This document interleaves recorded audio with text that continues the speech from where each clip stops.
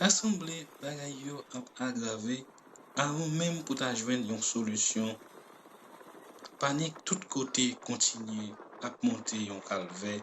Son seul son attendait. Tout courcouge clair rouge. Business who just bought the entire store of paper towels, toilet paper, so that nobody else can have any. I love you first. I don't know, man. Don't worry about I love you, Kisa. N'a demandé est-ce que c'est dans era ça nous y là zami? Est-ce que la fin du monde là rive yo pas vle di nous qui ça lié? En tout cas, m'a tout profiter pour me dire nous vite brancher ak channel là zami. Et puis ou même cap suivre nous. Faites juste là pour nous. Abonnez ak channel ça et puis pesez ti son notification. Là ou gen n'importe vidéo ou même les mêmes yo même tout le monde cap suivre nous n'a joindre vidéo ça yo.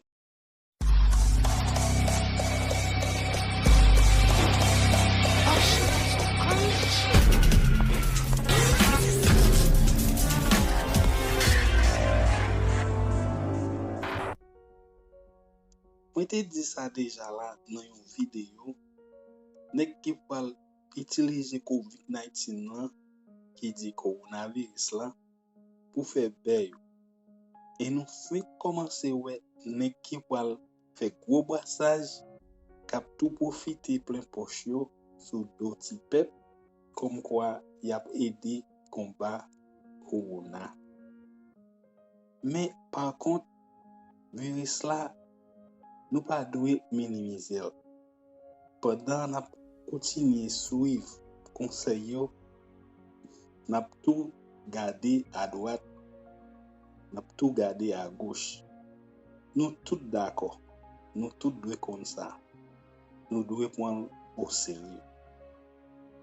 Zami 2021 pas une année qui vient jouer avec vous. Et ni moi pas faire peur.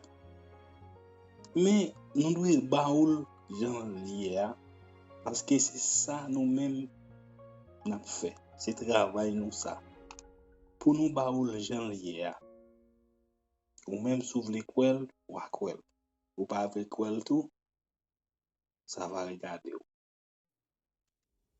En 2001 en Australie, bon chercheur qui découvrit un computer caché. L'el ouvrir il joigne un programme là-dedans. Programme ça te relé One World. Programme ça révélé en 2020 population nous gain journée jodi a pour réduire dramatiquement. Zanmim ça c'est commencement de ça nous pour ouais. Yo ta fait connaître computer ça ta originaire dans yon gros université à Boston, Massachusetts. Ça yo ouais.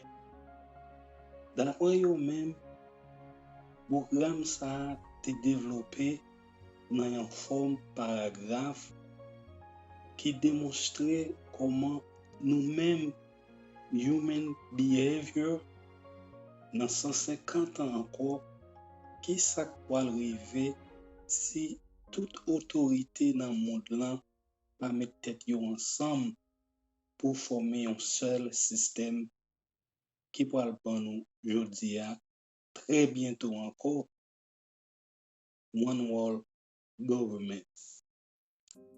Eh bien, ça que fait m'arriver jusque là avec pour me faire comprendre programme nan montrer comment population a commencé à augmenter depuis dans l'année 1900. Ça fin fait tout qualité vie monde a commencé à diminuer à arriver l'année 1940 journée jodi a faut joindre moyen pour prendre soin tout le monde ça yo tant que aide l'argent social bagay gouvernement et puis moun kap vieilli, moun qui pour prendre retirement, avec toute l'autre aide, moun kap fait ti moun, avec moun qui handicapé. Faut yo te joine moyen à toute ressource ça yo.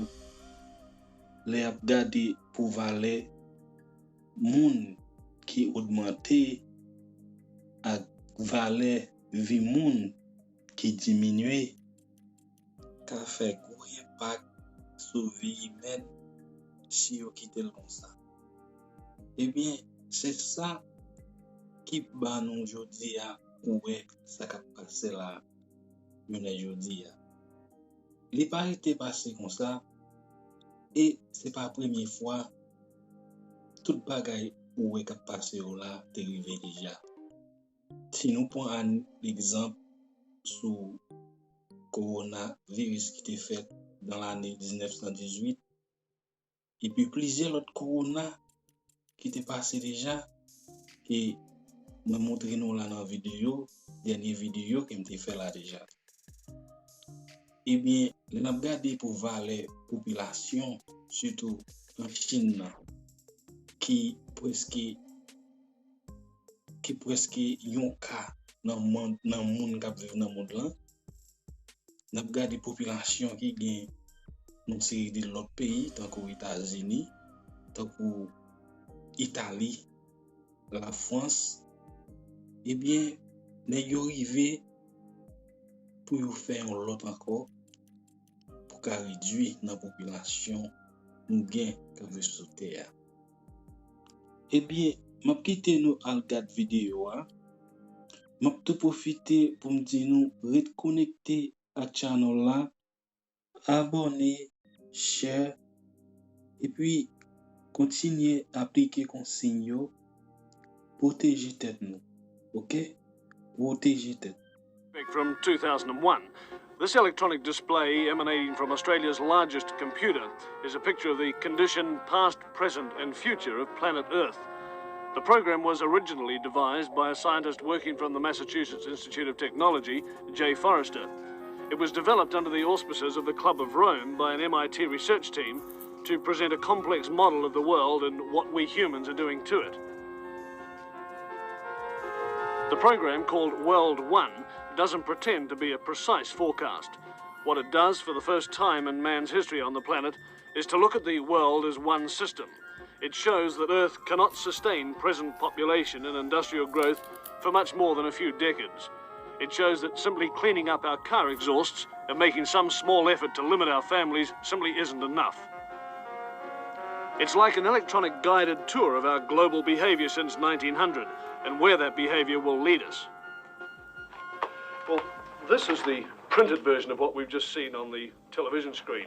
What looks at first to be just a maze of computer characteristics is really a system of very simple graphs which project what's going to happen to the planet over the next 150 years if we don't do something drastic to stop it. Down the left-hand side of the graph is the date, 1900, 1940, 1980, 2020, right down to 2060. Now, each of these lines of letters represents a curve showing some aspect of the condition of the planet. The further out this way they go, the greater that figure is, the further this way, the less. For example, P represents population. So here it is at 1900, and then it comes up to 1940, it starts to take off. Here we are at 1980, up to the turn of the century, and then it starts to peter off. Let's now have a look at this next curve, the Q curve, which is the quality of life. And this is represented by, for example, the amount of space people have, the amount of money they have to spend, the amount of food they have to eat. Now, it increases rapidly up to 1940, but from 1940 on, the quality of life diminishes.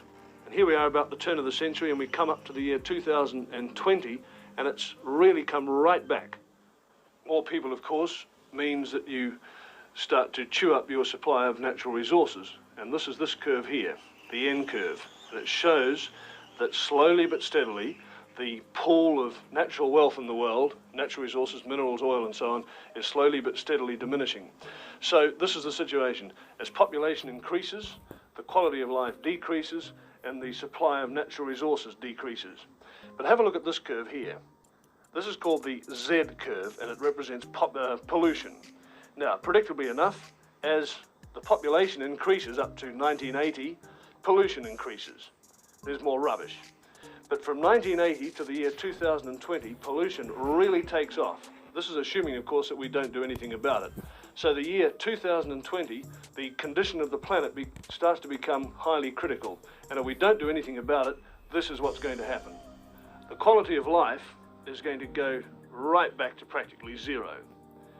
Pollution is going to become so serious, right out here, that it will start to kill people. So the population will diminish. Right back here, less than it was in the year 1900. And at this stage, around about the year 2040, 2050, civilized life as we know it on this planet will cease to exist.